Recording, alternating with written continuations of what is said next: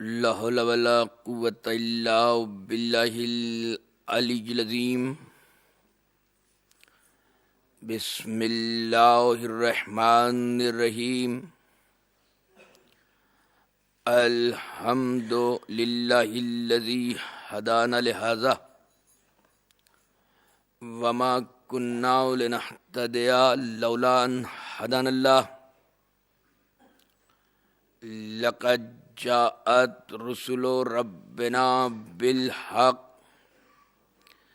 صلاۃ والسلام والتحیۃ والاکرام علی سید اسلم ما فی الوجود. سر اللہ فی کل موجود نقطۃ دائرۃ الوجود. صاحب لواء الحمد والمقام المحمود. الخاتم لما سبق والفاتح لمن غلق. المعلن الحق بالحق ابی القاسم محمد.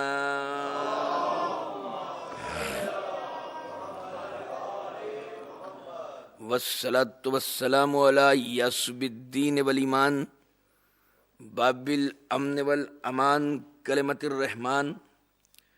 کاسر الاسنام والاوثان السابق بالاحسان والشاہد بالایمان مصداق مرج البحرین یلتقیان. الامام المظفر والشجاع الغضنفر وقاسم طوبى والصخر ابی شبیر والشبر وحامل الباب الخیبر والساقی حوض الکوثر الذی سمته امه حیدر. وآلہ الطیبین الطاہرین المعصومین المظلومین المنتجبین المنتخبین. ولعنۃ اللہ علی اعدائہم اجمعین من یومنا ھذا الی یوم الدین. اما بعد فقد قال اللہ سبحانہ وتعالی فی الکتاب الحکیم. بسم اللہ الرحمن الرحیم.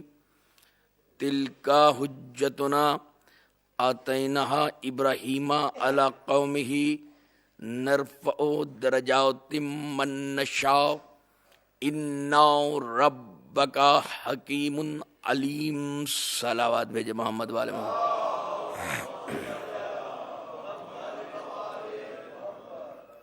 عظمت محمد والے محمد پر بلند ترین صلوات بھیج دیجیے.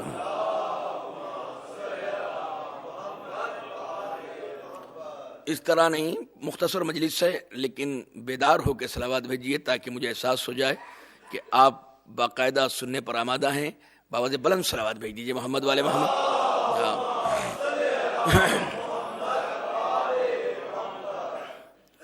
اس مقدس و محترم و مبارک اور معروف امام بارگاہ میں 1435 ہجری کہ ماہ محرم کے عشرے کے بعد یہ سید الشہداء علیہ السلام اور شہداء کربلا علیہ السلام کے سویم کے سلسلے کی آخری اختتامی اور الوداعی گفتگو آپ حضرات کی شاداب اور زندہ سماعتوں کے لیے ہدیہ ہو رہی ہے.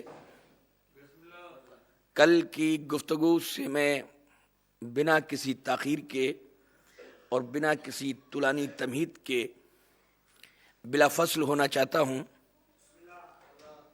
اور اپنے بیان کو آپ کے اذہان سے مربوط کر کر یہ عرض کرنا چاہ رہا ہوں کہ قادر مطلق علی کل شیء شہید ذات لم یزل لا یزال نے اپنی معرفت کے لیے، اپنے عرفان کے لیے 14 ہستیوں کو وجود عطا کیا اور ان کو اپنی حجت بنایا. اور حجت کے لغوی معنی دلیل کے ہیں کہ جس کو دیکھ کر خدا، یا یوں کہوں کہ حجت کہتے ہی اسے ہیں جس کو دیکھ کر کافر کو بھی خدا کا یقین ہو جائے. توجہ چاہ رہا ہوں. جس کو دیکھ کر کافروں کو بھی خدا کی خدائی اور خدا کے وجود کا یقین ہو جائے. قادر مطلق نے 1,23,999 انبیاء کو سرکار ختمی مرتبت سے قبل بھیجا. سب نے اسلام کی دعوت دی. اسلام کے معنی تسلیم کے ہیں، سلامتی کے ہیں، جس میں حکم یہ دیا گیا ہے کہ جب تم سنت رسول پر چل رہے ہو تو جو ملے تمہیں تو اسے سلام کرو. سلام کرنا سنت ہے، جواب دینا واجب ہے. تو جس اسلام کی ملاقات اور ابتدا ہی سلامتی سے ہے، وہاں دہشت گردی کا کہیں وجود ہی نہیں ہو سکتا. توجہ چاہ رہا ہوں. تو وہ سرکار رسالت ماب کو نبوت عطا کی اور رسالت عطا کی. ان سے جب سائلین نے سوال کیا کہ حجت کسے کہتے ہیں، تو اس حدیث کو اصول کافی میں کتاب الحجت میں آپ پڑھ سکتے ہیں کہ الحجت قبل الخلق، الحجت مع الخلق، الحجت بعد الخلق. حجت وہ ہے جو خلق سے پہلے ہے، حجت وہ ہے جو خلق کے ساتھ ہے، حجت وہ ہے جو خلق کے بعد ہے. تو اب ہمیں ٹھہر کر، رک کر سوچنا چاہیے کہ آخر وہ خلق کیا ہے جس سے پہلے حجت ہے. تو کل کی آیت اگر ذہن میں ہے تو حضرت آدم کی جب اللہ نے تخلیق کی تو آواز دی کہ انی خالق بشرا من الطین، میں مٹی سے ایک بشر کو خلق کرنے والا ہوں. یعنی آدم خلق ہوئے اور حجت وہ ہے جو خلق سے پہلے ہو. یعنی جو بھی آدم سے پہلے ہے وہ حجت ہے، جو آدم کے بعد آئے وہ حجت نہیں ہے، وہ آدمی ہے. تو پتہ چلا آدم سے پہلے جو ہیں وہ حجت ہیں. معلوم کیا آدم سے، بتاؤ آدم یہ کون ہے؟ تو آدم نے کہا الہی انت محمود ھذا محمد، انت لالا ھذا علی، انت فاطر السماوات والارض وھذی فاطمہ، انت المحسن ھذا حسن، انت قدیم الاحسان ھذا حسین. ایک ذرا سی فکروں کو تھوڑا سا اٹھانا چاہتا ہوں، اوپر لے جانا چاہتا ہوں کہ ہمارے لیے غلط فہمی یہ ہے کہ اللہ کے 99 نام ہیں. تو اگر اللہ کے 99 نام صفاتی ہو گئے تو پھر اللہ کی 99 ہی صفتیں ہیں، اور جب صفتیں 99 ہیں تو اللہ محدود ہو گیا. میں توجہ جا رہا ہوں. اللہ کے یہ غلط فہمی ہے کہ صاحب اللہ کے 99 صفاتی نام ہیں. تو اگر صرف اللہ کے 99 صفاتی نام ہے جوشن کبیر میں، تقریباً 1000 نام تو جوشن کبیر میں ہے. تو اس لیے اللہ کو اگر آپ یہ کہیں گے کہ اللہ کے 10 کروڑ نام ہیں تو اللہ کو 10 کروڑ تک محدود کر دیا. تو جو محدود ہو جائے وہ خدا نہیں. خدا کی تعریف ہی یہ ہے کہ وہ کسی کی سمجھ میں نہیں آتا. اللہ کی تعریف ہی یہ ہے. اللہ کا ذرا سا ذہن میں رہے، اللہ کا ایک نام اللہ یہ ذاتی نام ہے، اور اللہ کے جتنے نام ہیں وہ صفاتی نام ہیں. جیسے میں جاوید آبدی میرا ذاتی نام ہے جاوید، خطیب ہوں یہ میرا صفاتی نام ہے، یعنی میں یہ خاصیت رکھتا ہوں، صفت رکھتا ہوں کہ میں خطیب ہوں، مقرر ہوں، یہ میرا صفاتی نام ہے۔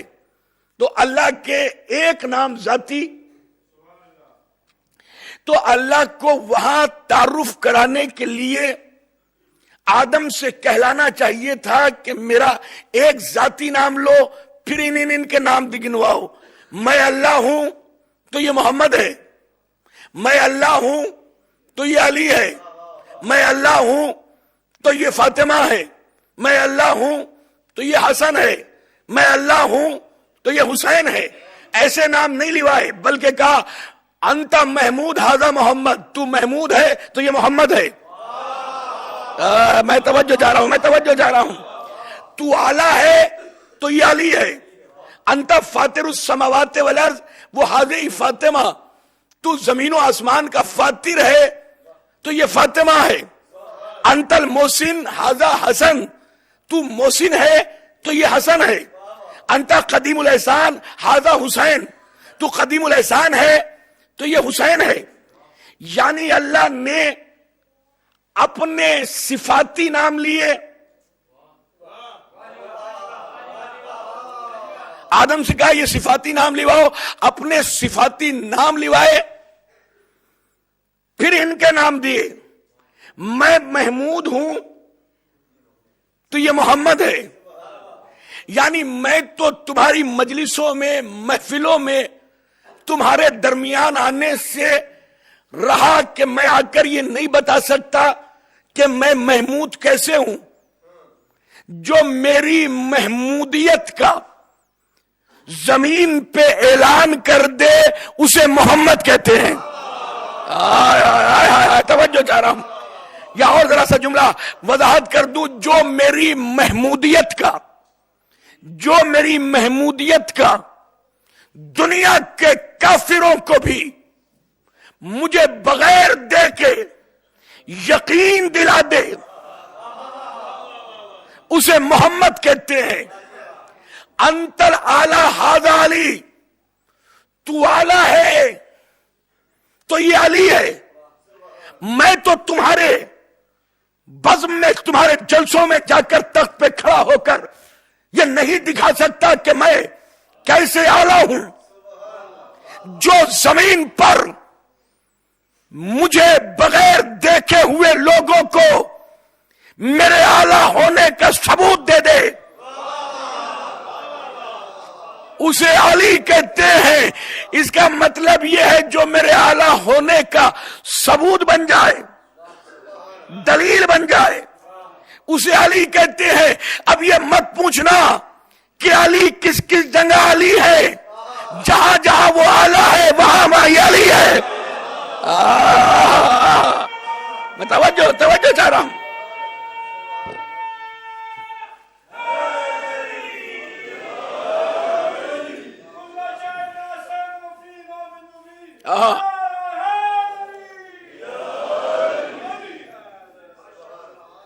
جہاں جہاں یہ اعلیٰ ہونے کی دلیل بن جائے۔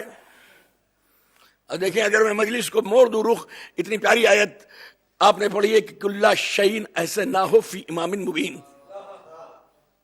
ہر شے کا ایسا سمیٹ دیا ہے امام مبین میں۔ یعنی امام مبین ہوتا ہی وہ ہے جو ساری جو شے ہے اس کا علم، قرآن کی آیت ہے سورہ یاسین کی، جو شے ہے اس کا علم امام میں ہو۔ ہم ہر 2 رکعت کے نماز پڑھانے والے کو امام نہیں سمجھتے۔ میں توجہ چاہ رہا ہوں۔ ہمارے یہاں امام کی کسوٹی قرآن کی قلب القرآن سورہ یاسین کی آیت ہے، کل شیء ایسے نہ ہو فی امام مبین، ہر شے کا ایسا احاطہ کر دیا ہے امام مبین میں ہر شے۔ جب ہمارے چھٹے امام جعفر صادق علیہ السلام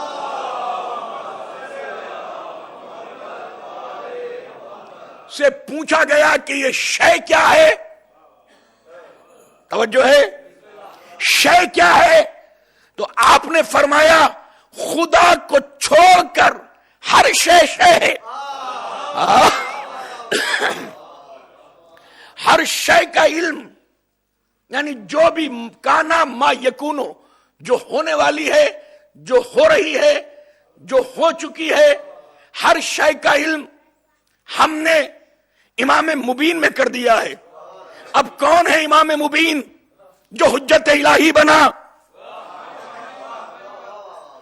ممبر ابیض، سفید رنگ کا ممبر، 36 ہجری، مسجد کوفہ، مسلمانوں کا ہجوم۔ جب پہلی مرتبہ خلیفہ مبین بن کر ممبر ابیض پہ جلوہ افروز ہوئے تو کہا سلونی سلونی۔ آج انشاءاللہ اگر یہ آیت میں نے آپ کو سمجھا دی تو میں سمجھوں گا کہ میرے آنے کا مقصد پورا ہو گیا، میرے آنے کا۔ سلونی سلونی، علی نے جب بھی کہا سلونی سلونی، یاد ہے کہ جب آپ زیارت پڑھتے ہیں، میں نے ایک ریسرچ دی تھی کہ زیارت میں 3 مرتبہ کہتے ہیں الامان الامان الامان، وہ ذہن میں ہے؟ اب جب بھی حدیثیں سنتے ہیں، جب مجلسیں سنتے ہیں، آپ تو سنتے رہتے ہیں رات دن مجلس سے، تو جب کوئی مقرر، کوئی خطیب آپ کے امام بارگاہ میں آ کر ممبر پر بیٹھ کر اس حدیث کو پڑھتا ہوگا، اس بیان کو علی کے پڑھتا ہوگا کہ علی نے ممبر پہ بیٹھ کر کیا کہا؟ سلونی سلونی قبل ان تفقدونی، سلونی سلونی، یہ 2 بار ہے۔ یہ ذرا ریسرچ دے رہا ہوں آپ کو، میں بزرگوں کو بھی گواہ کر کے اور ان امام بارگاہ کی در و دیوار کو گواہ کر کے ایک تحقیق دے رہا ہوں آپ کو کہ 2 بار سلونی سلونی، مجھ سے پوچھو مجھ سے پوچھو، علی نے 3 بار نہیں کہا۔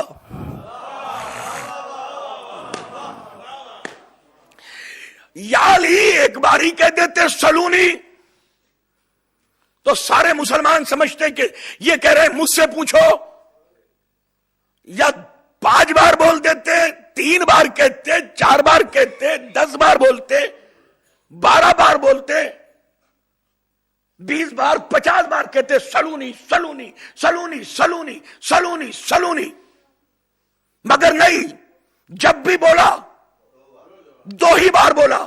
میری سمجھ میں نہیں آتا کہ جو امام مبین ہے، ہر شے کا علم آپ میں ہے، تو آپ کا کوئی بھی فقرہ حکمت سے خالی نہیں ہوتا، تو یہ 2 بار ہی کیوں کہا؟ جب میں نے قرآن پڑھا اور آیتوں کی انڈیکس بنائی تو 2 جگہ 2 سورتوں میں 2 آیتیں 2 بار ریپیٹ ہوئی۔ فَاسْأَلُوا اہل الذکر ان کنتم لا تعلمون، اگر تم جاہل ہو تو اہل ذکر سے پوچھو۔ توجہ نہیں، اتنی خاموشی سے تھوڑی۔ یہ آیت ہے سورہ نحل کی، اور سورہ انبیاء میں بالکل یہی آیت، فَاسْأَلُوا اہل الذکر ان کنتم لا تعلمون، اگر تم لا تعلمون جاہل ہو تو کس سے؟ اہل ذکر سے پوچھو۔ پورے قرآن کی بسم اللہ کی بے سے لے کر والناس کے سین تک 6666 آیتوں میں یہ آیتیں 2 ہی بار آئی ہیں، نہ 3 بار، نہ 4 بار، نہ 70 بار۔ آیتیں کیا کہہ رہی ہیں؟ سورہ نحل میں اور سورہ انبیاء میں سلون فسلو فسلو فسلو، پوچھو پوچھو، کس سے پوچھو؟ سلونی سلونی۔ اگر قرآن میں 4 بار آتا تو علی بھی 4 بار کہتے ہیں۔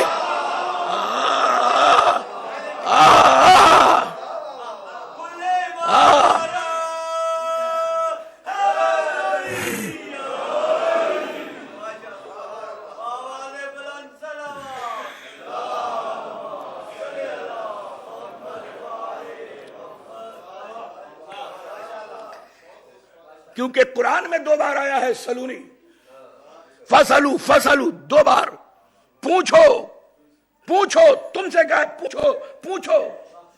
اگر کوئی منبر پر نہ کہتا کہ کس سے پوچھیں، تو اس نے بتایا کہ سلونی۔ جب سورہ انبیاء کہے پوچھو، کس سے پوچھو؟ سلونی، مجھ سے پوچھو۔ جب سورہ نحل کہے سلونی فسلو، پوچھو، کس سے پوچھو؟ مجھ سے پوچھو۔ قرآن نے بھی 2 بار کہا، علی نے بھی 2 بار کہا کہ پوچھو پوچھو۔ کیوں پوچھیں؟ کس سے پوچھیں؟ پوچھو اہل ذکر سے، ان کنتم لا تعلمون، اگر تم لا تعلمون ہو۔ اب لا تعلمون کا کیسے پتا چلے؟ اگرچہ تم نہیں جانتے ہو تو لا تعلمون ہو، جاہل ہو تو پوچھو۔ کس سے پوچھو؟ وہ تو بتا دیا کہ مجھ سے پوچھو، مجھ سے پوچھو۔ جب کہہ رہے تھے ذرا سا علمی گفتگو ایک لمحے کے لیے، اور کس سے پوچھیں؟ پھر میں آپ کی مزاج کے مطابق تھوڑا سا آگے بڑھوں گا۔ مجھ سے پوچھو، قرآن کہہ رہا ہے پوچھو، سوال کرو، سوال کرو۔ منبر پر ابو طالب کا لال کہہ رہا ہے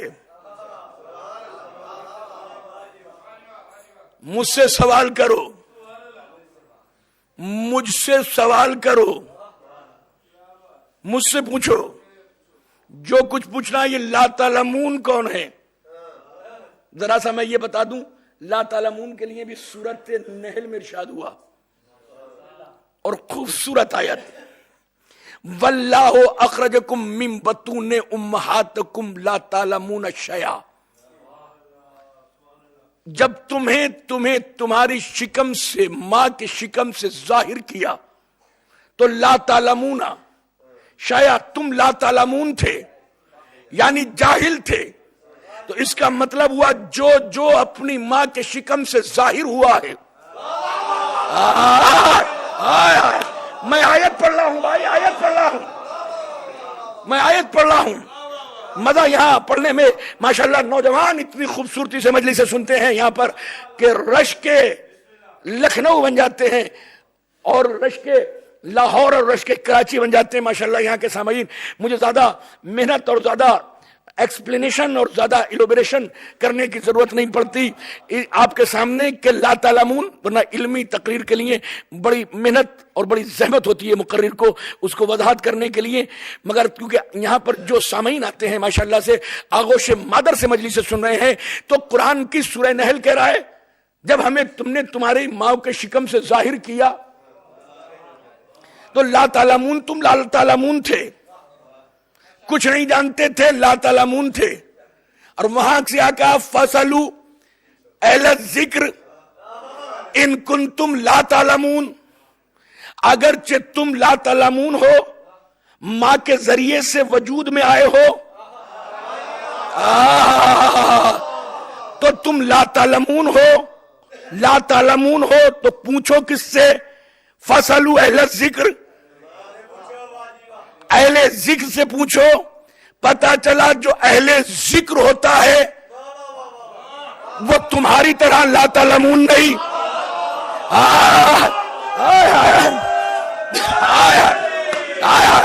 توجہ توجہ،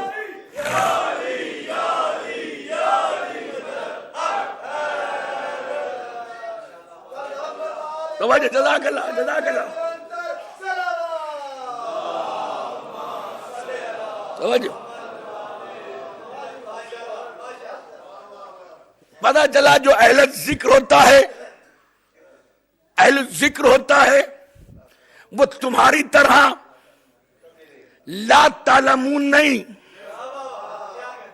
کیونکہ لا تعلمون وہ ہیں جو اپنی ماں کے ذریعے سے دنیا میں وجود پاتے ہیں، مگر جو اہل ذکر ہیں وہ تمہاری طرح وجود نہیں، دنیا کو دکھانے کے لیے ماں کا سہارا، مگر تمہارا انداز ولادت اور ہے۔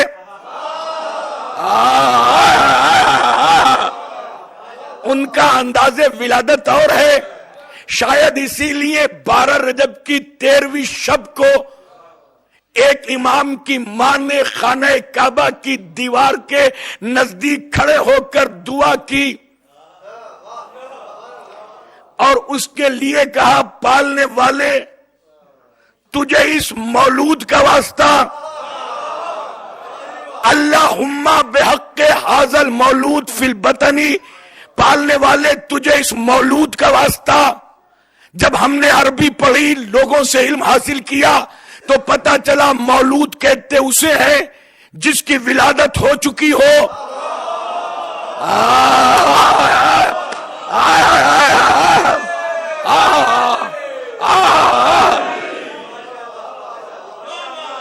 توجہ جا رہا ہوں، مولود کہتے اسے ہیں جس کی ولادت ہو چکی ہو، جو شکم مادر میں ہے اسے جنین کہتے ہیں، جو شکم مادر سے آغوش میں آ گیا اسے مولود کہتے ہیں۔ ظاہراً تو ابھی بی بی اندر جائیں گی، پھر خاکم بدہن ولادت ہوگی، مگر نہیں، پہلے ہی فرما رہی ہے جس کا بیٹا بولے گا تو نہج البلاغہ بنے گی۔ میں توجہ جا رہا ہوں۔ تو اس کی جس کے بیٹے کے خطبے پڑھ پڑھ کر جاہلین خطبہ بنیں گے، بے ادب ادب سیکھیں گے، بد تہذیب تہذیب کے شہر کے مکین ہوں گے، تو عزیزان محترم وہ بی کہہ رہی ہیں، اللہم بحق حاضل مولود فی البطنی، تجھے اس مولود کا واسطہ جو میرے بطن میں ہے۔ اس کا مطلب ہے ظاہراً آئی ہے، تمہاری طرح بچوں کی ماں نہیں۔ میں توجہ چاہ رہا ہوں، بلکہ جو بچہ ہے وہ پہلے سے ہی مولود ہے، جس کی ولادت ہو چکی ہے۔ اس کا مطلب یہ ہوا ولادت وجود کبھی اور ملا، پھر اب کیا ہوگا؟ آؤ قرآن سے پوچھیں تو قرآن مجید نے آواز دی، فآمنوا باللہ وہ رسول ہی والنور الذی انزلناہ، ایمان لاؤ، فآمنوا باللہ اللہ پہ، وہ رسول ہی، آیت ہے روایت نہیں۔ اگر اس آیت کو سمجھ جائے تو مسلمان مومن ہو جائیں۔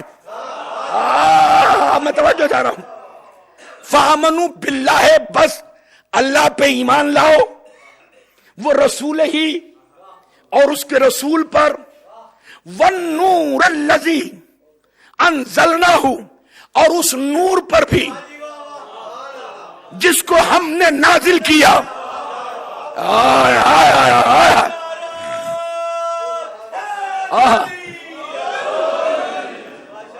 صلوات بھیج دے محمد والے محمد۔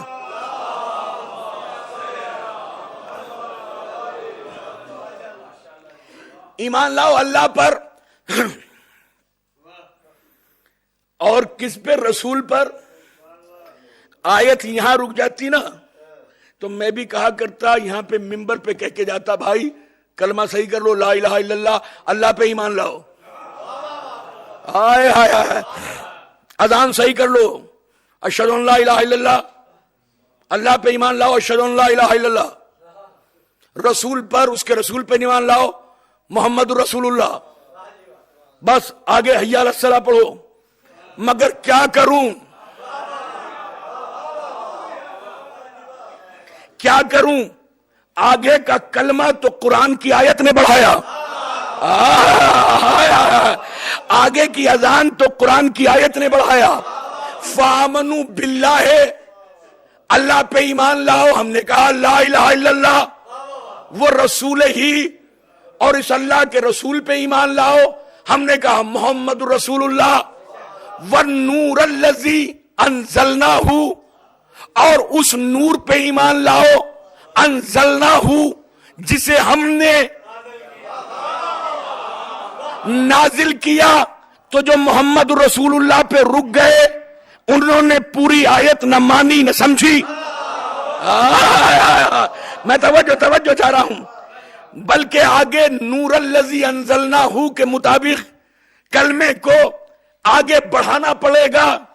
ہم نے تو جس کو نور جانا پہچانا سمجھا مانا اس کے لیے کہا اشہد ان اللہ پر ایمان لاؤ, تو ہم نے کہا لا الہ الا اللہ وہ رسول ہی محمد رسول اللہ والنور الذی انزلناہ, اور اس نور پر جو نازل ہوا ہم نے کہا علی.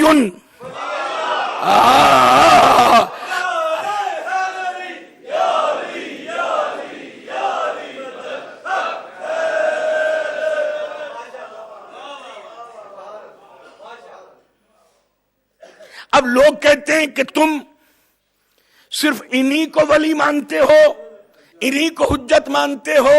میں نے کہا اور کسی کی ضرورت بھی نہیں ہے, کیونکہ قرآن نے کہا کہ فآمنوا, بس ایمان لاؤ, فآمنوا باللہ, اللہ پہ, وہ رسول ہی, وہ نور الذی انزلناہ, اور اس نور پر جسے ہم نے نازل کیا.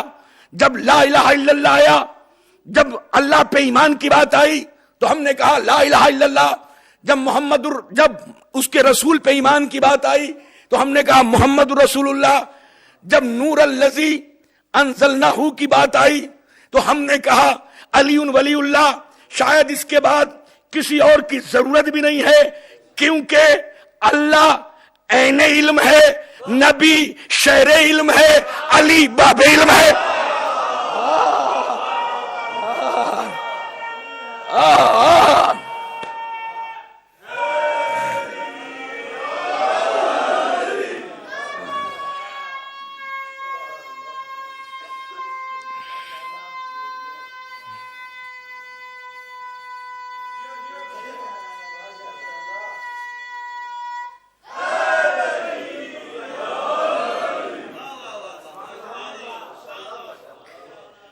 اب میں کیا کروں, یہ دو مجلسیں تو تمہیدوں میں گزر گئیں.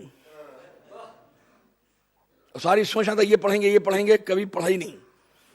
اور کبھی کبھی میں پڑھنے کچھ آتا ہوں, پڑھوا کچھ اور دیتے ہیں آپ. فآمنوا باللہ ورسولہ والنور الذی انزلناہ, اور اس نور کی پر بھی ایمان لاؤ کہ جسے ہم نے نازل کیا. اب بہت سے لوگ کہتے ہیں کہ یہ نازل کیا تو اس سے مراد قرآن ہے. اچھا قرآن ہے تو پھر کلمے میں قرآن کا اضافہ کرو. میں توجہ جا رہا ہوں. چلیے مان لیا قرآن ہے تو پھر کلمے میں اذان میں قرآن کا اضافہ ہونا چاہیے. لا الہ الا اللہ محمد رسول اللہ,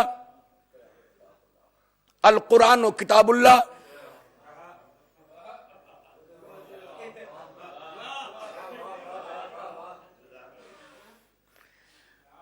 اشہد ان لا الہ الا اللہ اذان میں, اشہد ان محمد رسول اللہ, اشہد ان قرآن و کتاب اللہ. بھئی یہ جب آیت پر عمل کرو گے نا, یہ 50% ہمیں اچھا نہیں لگتا. یہ 50% دین جو ہے, دین تو یہ کہہ رہا ہے جب آؤ تو مکمل داخل ہو. اور مکمل جب بھی ہوگا دین, جب اسے مانو گے جس کے لیے آیہ تکمیل آئی ہے, الیوم اکملت لکم دینکم.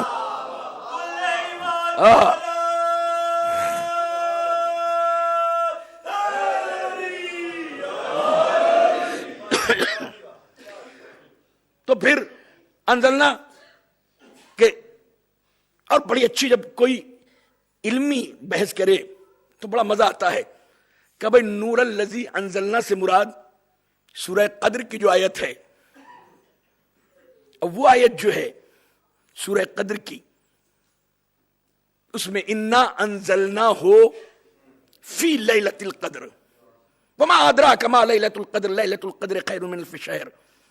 ہم نے اسے نازل کیا. انا انزلنا ہو, وہاں پہ کیا آیا؟ فآمنوا باللہ ورسولہ والنور الذی انزلنا ہو. اس نور پر بھی ایمان لاؤ. کس پر؟ کہ جس کو نازل کیا. تو لوگوں نے کہا کہ نازل کی آیت قرآن کے لیے آئی ہے, تو وہ سورہ قدر کی بات کر رہے ہو.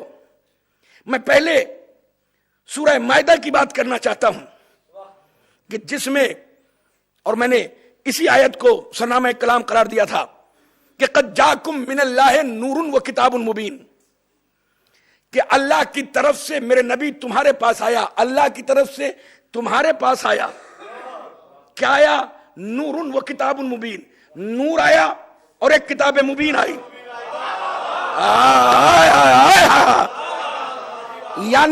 یعنی نور کو آیت نے کتاب مبین سے سیپریٹ کر دیا.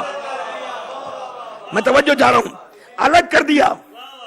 یا اللہ پھر وہ نور کون سا ہے جس کے لیے قرآن کہہ رہا ہے کہ مکمل دین یہ ہے کہ اللہ پہ, رسول پہ اور اس نور پہ ایمان لاؤ جو نازل ہوا. تو سورۃ اعراف میں ارشاد ہوا. سورہ اعراف قرآن مجید کا 7واں سورہ. بسم اللہ الرحمن الرحیم. والذین یتبعون الرسول النبی الامی الذی یجدونہ مکتوبا عندہم فی التوراۃ والانجیل یأمرہم بالمعروف وینہہم عن المنکر ویحل لہم الطیبات ویضع عنہم اصرہم والاغلال التي كانت علیہم والذین آمنوا بہ وعزروہ ونصروہ واتبعوا نور الذی انزل معہ اولئک هم المفلحون. کیا آیت ہے؟ والذین, وہ لوگ کہ جنہوں نے اتباع کی. کس پر؟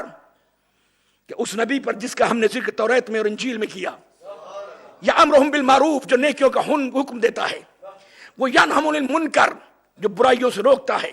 وہ یضع عنہم اصرہم والاغلال التی کانت علیہم, جو تمہارے گلے میں کفر و الحاد و منافقت اور نفاق کی زنجیریں پڑی ہیں اسے نکال کے باہر کر دیتا ہے. اور پھر کہا والذین آمنوا بہ, جو لوگ, والذین وہ لوگ آمنوا بہ جو اس محمد پہ ایمان لائے. وہ نصروہ ہو, ایمان لائے, وہ عزروہ ہو اور عزت بھی کی. وہ نصروہ ہو اور پھر نصرت بھی کی. ایمان بھی محمد پر, عزت بھی, نصرت بھی. اگر یہاں آیت رک جاتی تو پھر کہہ کے جاتا آپ سے آخری مجلس میں, بھائی شریعت میں اپنے آپ سے اختراع مت کیا کرو. قرآن کہہ رہا ہے بس نبی پہ ایمان لاؤ, اللہ پہ ایمان لاؤ. سورہ اعراف پڑھ لو. مگر کیا کروں, آگے کا کلمہ تو آیت نے بڑھوایا. وَاتَّبَعُوا جمع کا صیغہ امر کے ساتھ ہے. عالم دین سے پوچھو وَاتَّبَعُوا, اس کی بھی اتباع کرو. کس کی؟ نور الذی, اس نور کی. انزل معہ, جو محمد کے ساتھ نازل ہوا.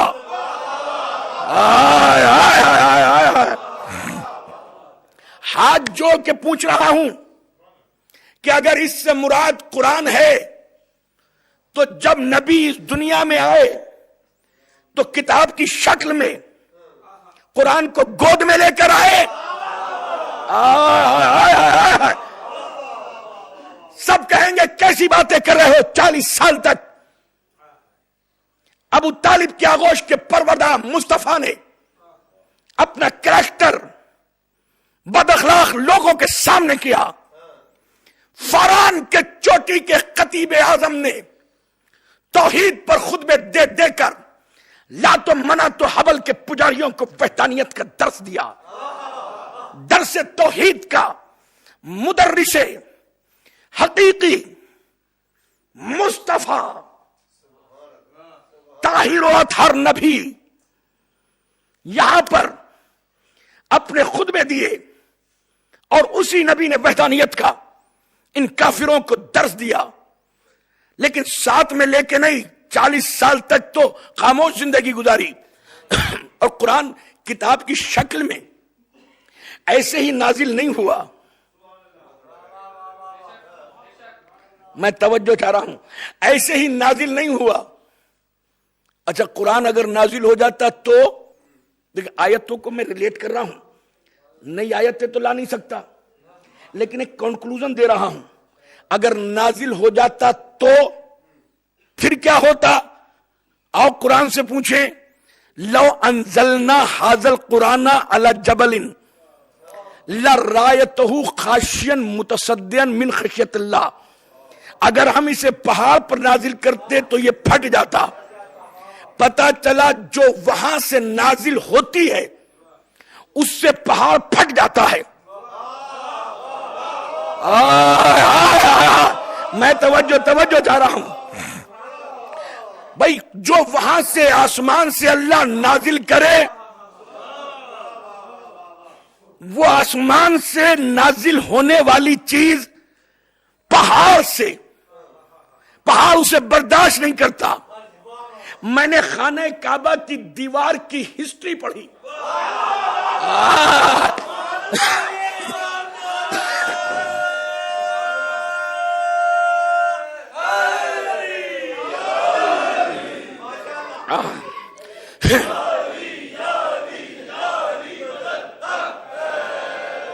کہ یہ خانہ کعبہ کی دیوار گارے سے بنی، اینٹوں سے بنی، مگر جب پتا چلا، حکم ہوا کہ میری دیواروں کو ابراہیم و اسماعیل بلند کرو خانہ کعبہ کی، تو وہاں پر دو پہاڑیاں تھیں جس کے آپ صحیح کرتے ہیں.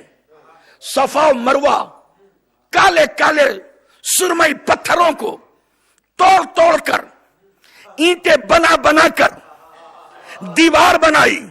پتا چلا کعبے کی دیوار مٹی کی اینٹوں کے نہیں، پہاڑ کے پتھروں کی ہے. میں توجہ چاہ رہا ہوں. پہاڑ کے پتھروں کی ہے. جب پہاڑ کے پتھروں کی ہے تو اس میں حکمت کیا تھی؟ کہ قرآن کی آیت آنے والی تھی کہ لو انزلنا حاذا القرآن، اگر ہم اس قرآن کو نازل کرتے تو پہاڑ چور چور ہو جاتے. ارے خاموش، قرآن تو قلب محمد پہ نازل ہوا. بولتا قرآن پہاڑ کے پتھروں پہ آیا تو خانہ کعبہ کی دیوار نے شک ہو کے بتایا.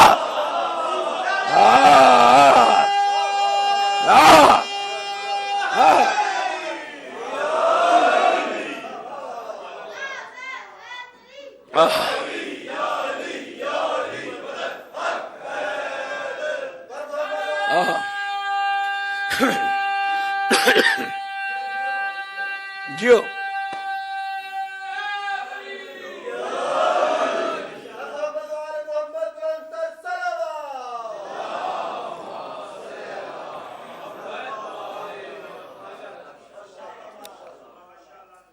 وہاں پہاڑ، اور ایک پہاڑ میں نے اور دیکھا.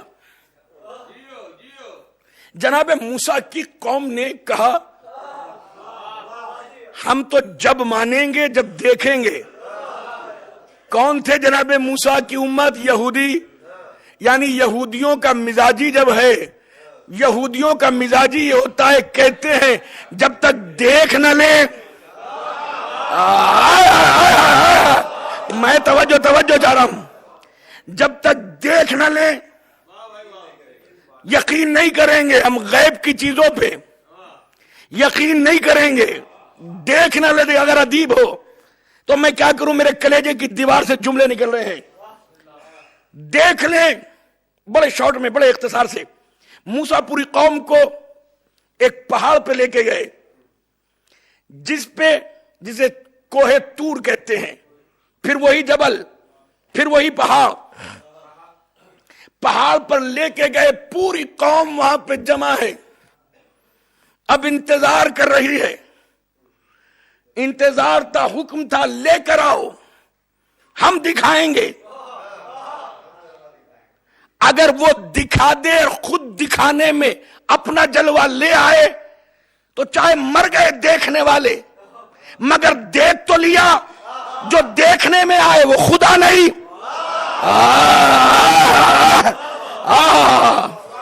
اب میں ایک جملہ کہہ رہا ہوں، اور جس نے دیکھا وہ سارے جل کے سرما ہو گئے، اور موسیٰ پہ قیامت آ گئی. اب کتنا پیارا جملہ کوئی مجھے سناتا تو میں کھڑے ہو کے داد دیتا. جو میرے منہ میں جملہ آ رہا ہے کہ جناب موسیٰ پہ قیامت گزر گئی. پتہ چلا قیامت آتی ہی جب ہے جب نور بے حجاب ہو جائے.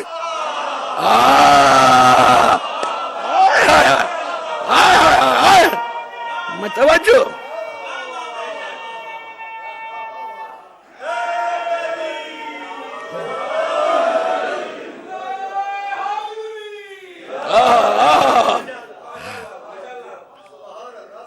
چار مصرے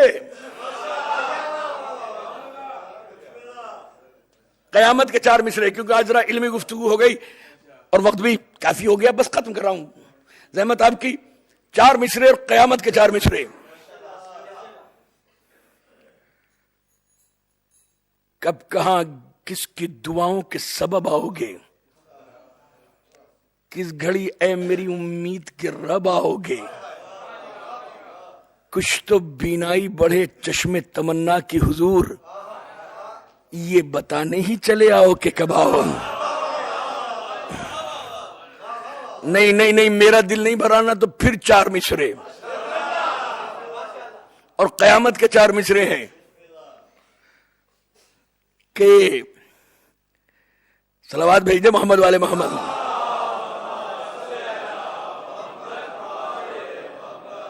ذوق دیدار کو محروم تمنا نہ کرو. یہی تو ادب ہے نا. میں کیا کروں؟ ذوق دیدار کو، اردو دیکھیں، ذوق دیدار کو محروم تمنا نہ کرو. اور اب چلے آؤ، چلے آنے کا وعدہ نہ کرو. میں توجہ چاہ رہا ہوں.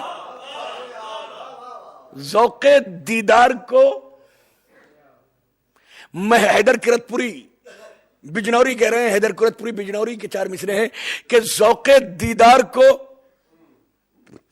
محروم تمنا نہ کرو. اب چلے آؤ، چلے آنے کا وعدہ نہ کرو. شکل تو شکل ہے، سیرت بھی جھلک دیتی ہے. ایسے پردے سے تو اچھا ہے کہ پردہ نہ کرو.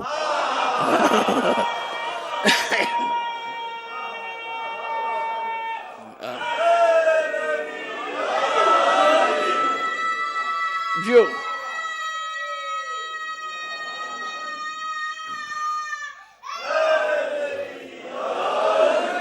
اچھا، چار چار آٹھ ہو گئے. ہم 8 پہ رکنے والے نہیں ہیں، 12 تو ہونا. پھر چار مصرے مربوط ہوئے.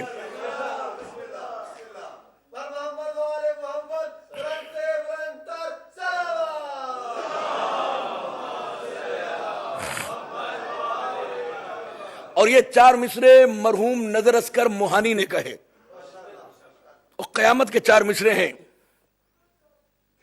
ذرا سا اردو تھوڑا سی دقیق ہے مگر میں وضاحت کروں گا اپنے نوجوان بچوں کے لیے. وارفتگی ذوق نظارہ کی بدولت. تھوڑا سا دقیق ہو گیا نا. وارفتگی انوکھی، آپ جیسے کہتے ہیں ٹریمینڈس، انوکھی.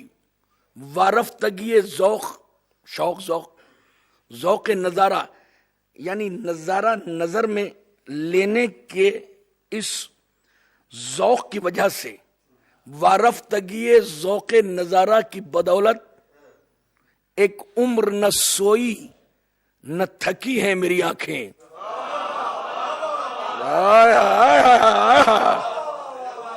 اسے بہت ادب کی گہرائی، ادب کے سمندر کی گہرائی میں غوطے مار کر موتی اٹھانے والے نہیں سمجھا ہوگا.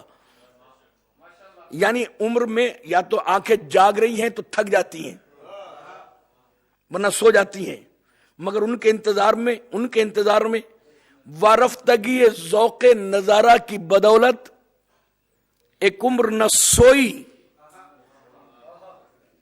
نہ تھکی ہیں میری آنکھیں. کیا ادب کہہ کے مر گیا جوان ہٹیک میں. شاعر قیامت کا تھا، جوش ملی آبادی ہوتا اپنے دور کا، نظر اسکری موہانی، کہ وارفتگی ذوق نظارہ کی بدولت ایک عمر نہ سوئی یا تو جاگتے جاگتے تھک جاتی ہیں یا سو جاتی ہیں. وارفتگی ذوق نظارہ کی بدولت ایک عمر نہ سوئی نہ تھکی ہے میری آنکھیں، اور یہ معجزۂ تشنا نگاہی تو نہیں ہے. میں توجہ جا رہا ہوں. آپ جیسے قدردان کہاں ملیں گے کہ وارفتگی ذوق نظارہ کی بدولت ایک عمر نہ سوئی نہ تھکی ہے میری آنکھیں، اور یہ معجزۂ تشنا نگاہی تو نہیں ہے، لگتا ہے کہ پتھر کی بنی ہے میری آنکھیں.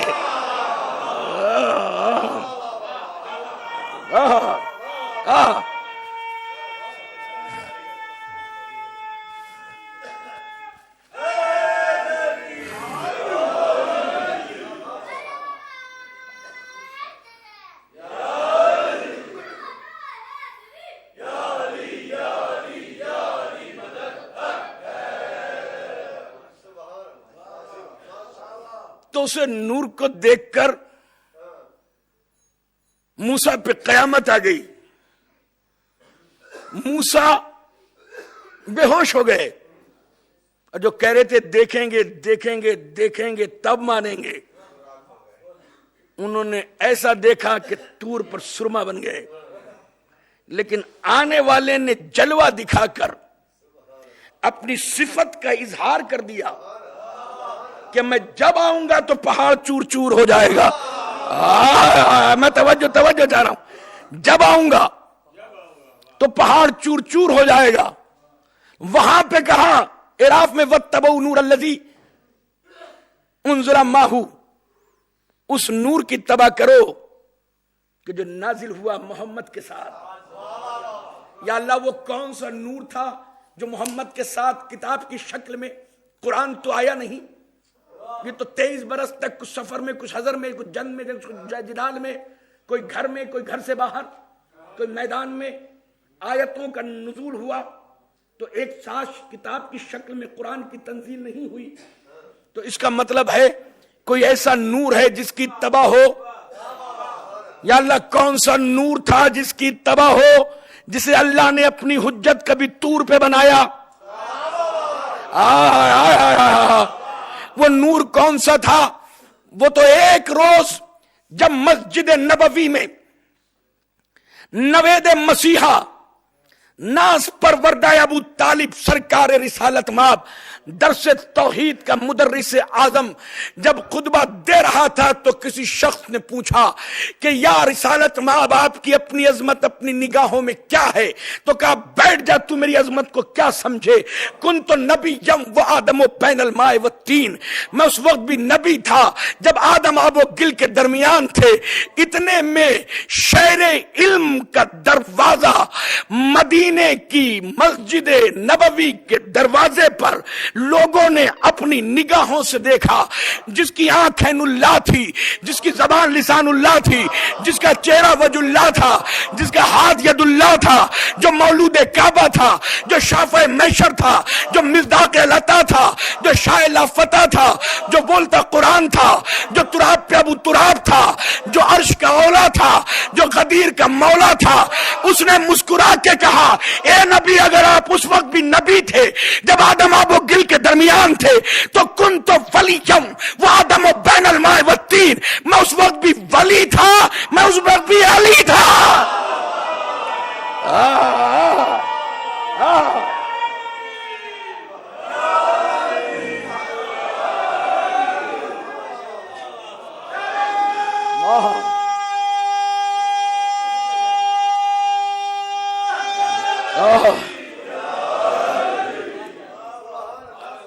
یہ دو مجلسیں حجت کی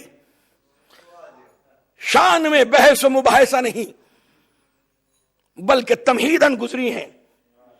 اب میں نے کہا تھا کہ آدمی وہ ہے کہ جس کا سر تن سے جدا کیا جائے تو قوت بینائی و قوت سماعت و قوت گویائی کا فقدان ہو جاتا ہے. مگر خدا کی قسم حجت الہی وہ ہوتا ہے جو سر کے کٹنے کے بعد بھی نو کے نیزہ پہ تلاوت کر کے بتاتا ہے کہ میں بھی حجت ہوں اور قرآن بھی حجت ہے. آج سویا میں امام ہو رہا ہے.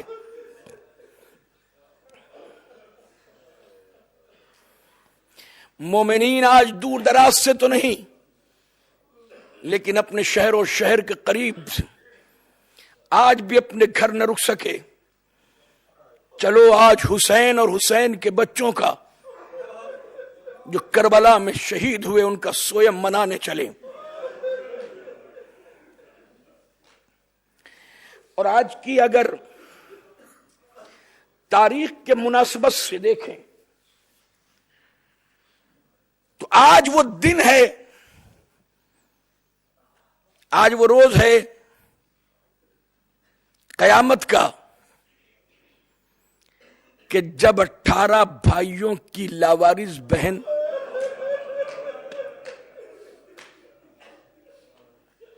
اس جزاک اللہ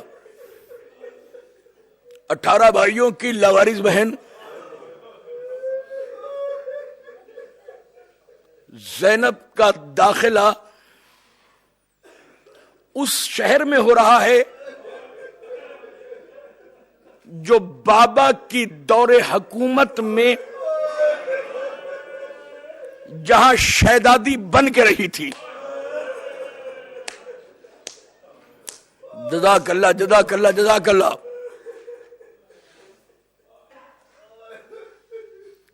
جب کوفے کی سرحد میں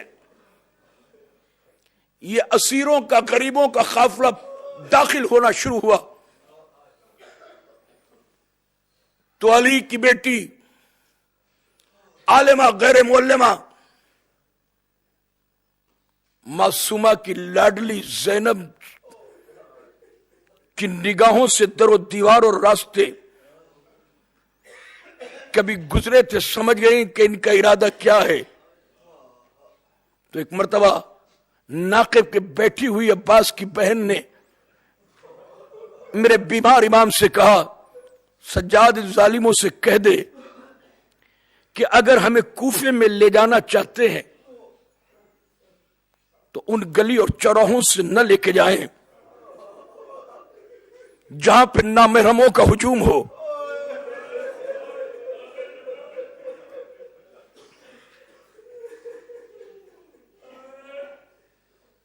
ایک جملہ سن لو گے نا تو ماتم کرو گے.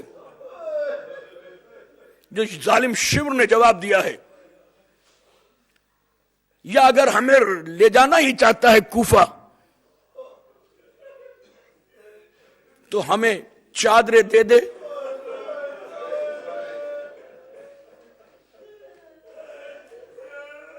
جزاک اللہ, تاکہ ہم چادریں ڈھانپ کر کوفے میں داخل ہو, یا ہمیں اسی راستے سے بغیر چادر کے لے جانا چاہتا ہے تو نامحرموں سے کہہ دیں کہ راستے خالی کر دیں. عزادارو, خدا کی قسم جب میں مصائب کی کتابوں میں جملے پڑھتا ہوں کبھی دل نہیں کرتا کہ میں کتابیں پڑھوں, کیونکہ کلیجہ پھٹتا ہے. معرفت اگر رکھتے ہو تو معلوم ہے شمر نے کیا کہا, سجاد اپنی پھوپھی سے بولو یہ اس کے بابا کا کوفہ نہیں, یہاں یزید کی حکمرانی ہے.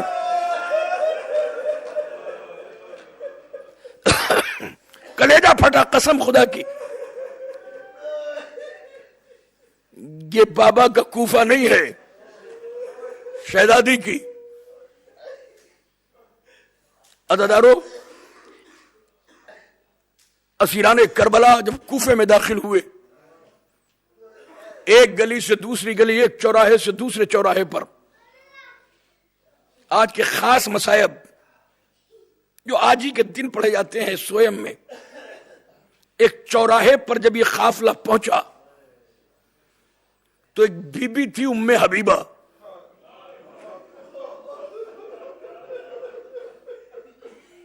آج کے دن کے خاص مصائب ہے.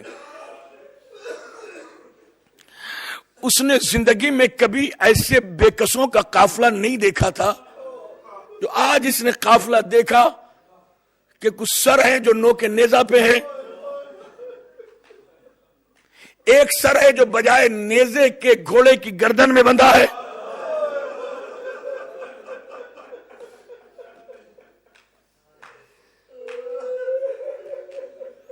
ایک بیمار ہے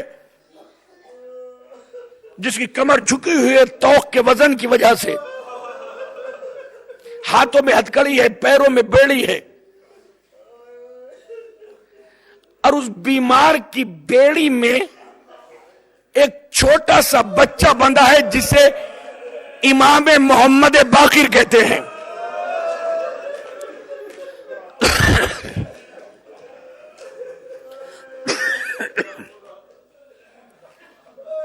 سنبھل کے ذرا سا دوستو، ام حبیبہ نے جب چھت سے غور سے دیکھا تو دیکھا کچھ مقدرات عصمت ہے بیبیاں جو اپنے سروں پر چادریں نہ ہونے کی وجہ سے بالوں سے چہرہ چھپائے ہوئے ہیں، اور قیامت کا منظر اس میں جب ہوا جب اس کی نبضیں بے ترتیب ہوئی اور دل کی دھڑکنوں پہ جب اس کے قابو نہیں رہا، جب اس نے ایک چھوٹی سی بچی کو پسے پشت موٹی رسیوں سے بندھا ہوا جس کا دامن جلا ہوا تھا، جس کے چہرے پہ اتنے تماچے تھے کہ چہرہ نیلا ہو گیا تھا، کانوں سے تازہ تازہ خون بہ رہا تھا، رس رہا تھا، بے اختیار اس بندھی ہوئی رسی کے پسے پش بچی نے اپنے چہرے کو چھوٹے چھوٹے ہاتھوں سے چھپا لیا تھا۔ سوکھے ہوئے ہونٹوں پر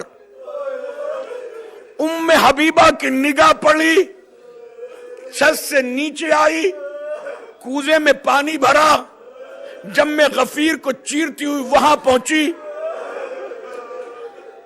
جہاں یہ چھوٹی سی لاوارث و نحیف بچی موٹی موٹی ظالمانہ رسیوں سے بندھی ہوئی تھی۔ اس نے چند درم سپاہی کو دیے، مہار ناکہ پکڑ کے نیچے بٹھایا، رسیوں کو کھول دیا، زمین پر 3 دن کے بعد ابو تراب کی بیٹی نے قدم رکھا۔ ہاں جزاک اللہ، کیا سویا منا رہے ہیں آپ؟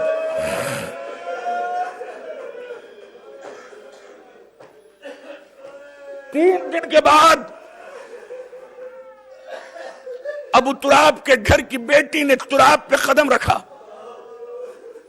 رسی کھلی،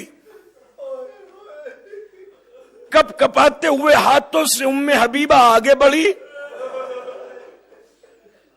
اور اس بچی کے ہاتھ میں پانی بھرا کوزہ دے کر ایک جملہ کا، بچی پانی پی لے، اور پانی پینے کے بعد، کیونکہ میں نے نبی کی حدیث سنی ہے کہ بے گناہ اسیروں کی دعائیں بہت جلدی قبول ہوتی ہیں، میرے لیے چند دعا کر دے۔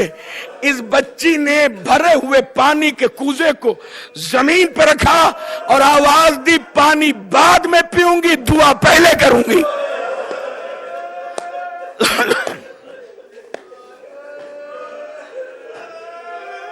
جزاک اللہ دادارو، جزاک اللہ۔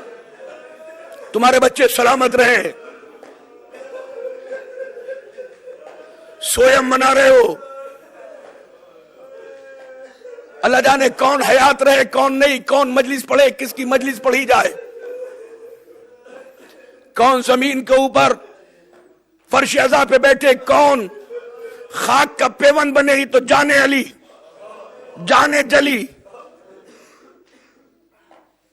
سکینہ بی بی تمہارے غلام حاضر ہیں،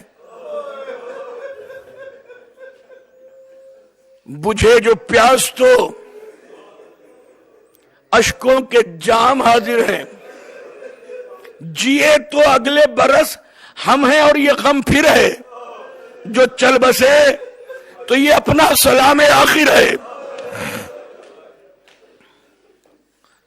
بچی پانی پی لے، ہمارے لیے دعا کر دینا۔ بچی نے پانی کا جام زمین پر رکھا اور کہا دعا پہلے کروں گی پانی بعد میں پیوں گی، بتا بی بی کیا تیری دعائیں ہیں؟ کہا پہلی تو میری دعا یہ ہے کہ دعا کر دے کہ میرے بچے تیری طرح اسیر نہ ہو۔ آدادارو جلا ہوا دامن، جزاک اللہ جزاک اللہ جزاک اللہ، جلا ہوا دامن جلا ہوا دامن جلا ہوا دامن جلا ہوا دامن، حسین کے سینے کو بستر بنا کے سونے والی سکینہ نے اٹھا کے کہا پالنے والے میری غربت کا واسطہ اس کے بچے میری طرح یتیم نہ ہو۔ کہا دوسری دعا کیا ہے؟ کہا دوسری دعا یہ ہے کہ میرا خاوند پردیس میں گیا ہے، ابھی تک کوئی خیریت نہیں ملی، مدت ہو گئی، دعا کرو کہ خیر سے میرا شریک حیات واپس لوٹ آئے۔ بچی نے ننھے ننھے ہاتھ اٹھا کے مدینے کی طرح رخ کیا، آواز دی پالنے والے تجھے ہمارے کربلا میں لٹے ہوئے گھر کا واسطہ۔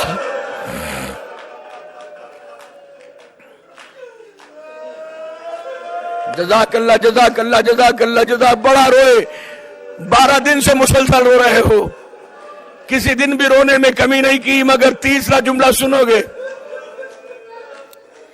بچی بچی اے اسیرہ دعا کر دے کہ کسی صورت سے سارا دن امور خانہ داری میں مصروف رہتی ہوں، دعا کر دے کہ کسی صورت سے مجھ بد نصیب کو ایک بار مدینہ جانا نصیب ہو جائے۔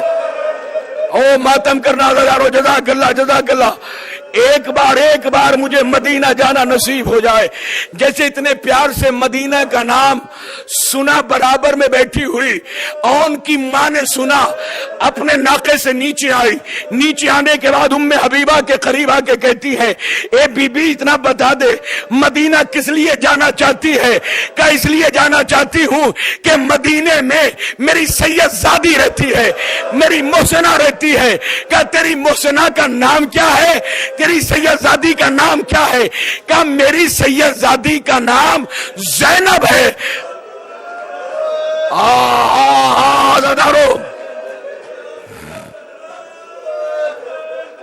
عباس کی بہن نے سوال کیا اور کون تیرا رہتا ہے؟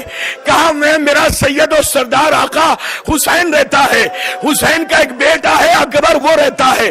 سنا ایک چھوٹا سا بچہ ہے جس کا نام علی اصغر ہے، اس کی زیارت کرنا چاہتی ہوں، اس پہ واری ہونا چاہتی ہوں، اور میری شہزادی محسنہ کے بھی 2 شہزادے ہیں، ایک کا نام اون ہے ایک کا محمد ہے۔ ہاں میرا بڑا شہزادہ تو دنیا میں نہیں ہے، مگر اس کا ایک یتیم بیٹا ہے جس کا نام قاسم ہے۔ عزادارو یہ سننے کے بعد علی کی بیٹی نے کہا اے ام حبیبہ اگر زینب کو دیکھے گی پہچان لے گی انکار تو نہ کرے گی کہ اس دن مجھے موت نہ آ جائے کہ جس دن میں زینب کو پہچان کے انکار کر دوں۔ یہ سننا تھا کہ عباس کی بہن نے رسیوں کو سنبھالا، چہرے پہ پڑے ہوئے بالوں کو پلٹا، اب جو پلٹا تو کہا نہ پہچانی یہ تیری شہزادی زینب، وہ نوکے نیزہ پر تیرا آقا حسین جس سے تو بات کر رہی ہے یہ فاطمہ کی پوتی سکینہ۔ ہاں بس 2 جملے بھائی، 2 جملے۔ ام حبیبہ نے پھر سوال کیا بی بی آپ زینب، وہ سکینہ، وہ رقیہ، وہ فروہ، وہ اکبر، وہ اون، وہ محمد، وہ قاسم، سمجھ گئے نا جہاں جا رہا ہوں، وہ قاسم، وہ مسلم ابن اوسگا، وہ حبیب ابن مظاہر، سب کے سروں کو نیزوں پہ دیکھ کر گھبرا گئی ام حبیبہ، زمین پہ بیٹھ گئی، نجف کی طرف رک کر کے کہا یا علی عباس کو کبھی معاف نہ کرنا، اگر عباس ساتھ دیتے تو زینب کی چادر نہ چھنتی، کہیں مجھے عباس کا سار نیزے پہ نظر نہیں آتا۔ اتنے میں ایک گھوڑے کی گردن سے بندھے ہوئے غازی کے سر سے آواز آئی، اے حبیبہ میں نیزے پہ کیسے جاؤں، میری نگاہوں کے سامنے سکینہ کے تماچوں کے رخسارے، زینب کا کھلا سار، سجاد کی ہتھکڑیاں،